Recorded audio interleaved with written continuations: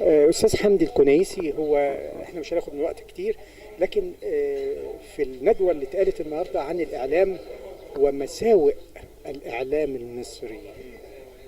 الإعلام المصري أصبح الآن في مش عايز أقول أسفل شيء، يعني حضرتك شايف الرؤية بتاعتنا إيه؟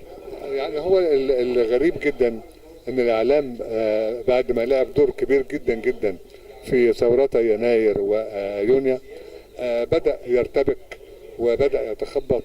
وللأسف المشكلة مع الإعلام ان يعني نتائج ارتباكه لا تنحصر في حدوده هو، انما بتنعكس على الجمهور، فأصبح من أسباب ارتباك المسيرة في هذه الفترة الدقيقة جدا جدا.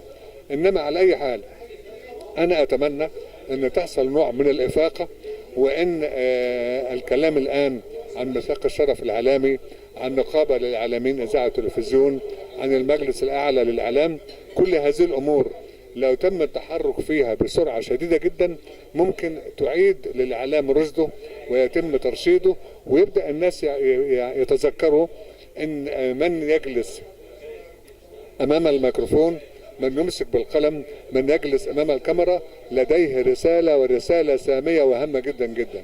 وبالتالي الوفاء بهذه الرساله هو الاحساس بدور الوطن، باهميه ان احنا ننجو بمصر الغاليه والعزيزه من هذا النفق اللي احنا دخلنا فيه، وخاصه ان المتربصين بينا من الداخل والخارج لا يريدون لمصر اي خير. انما احنا كشعب نجح يعمل هذه الثوره وتلك الثوره، نقدر نعمل ده ان شاء الله.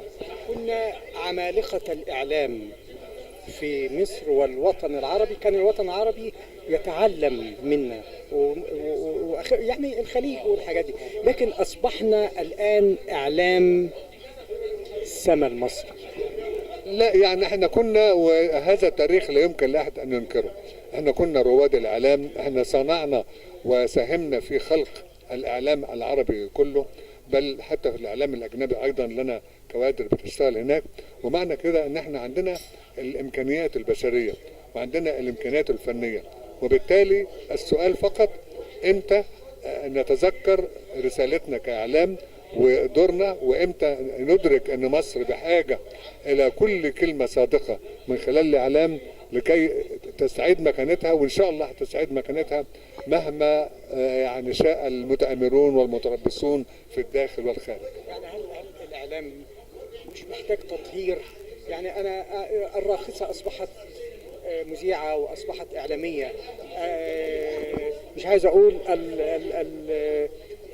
المطرب الشعبي اصبح اعلامي كبير. يعني هو كلمه تطهير، كلمه تطهير يمكن مش عايز اقول في مهن ليست تسمى بالاعلام. انا بقول فعلا الترشيد هيبدا بايه؟ ان يبقى في تطهير، يبقى في مجلس وطني للاعلام، في نقابه للاعلاميين. هذه النقابه من خلال ميثاق الشرف هي اللي هتتولى تنقيه الاجواء وهتتولى الحفاظ على قيمه الاعلام. هل نقدر نقول هذا استمرار الفساد؟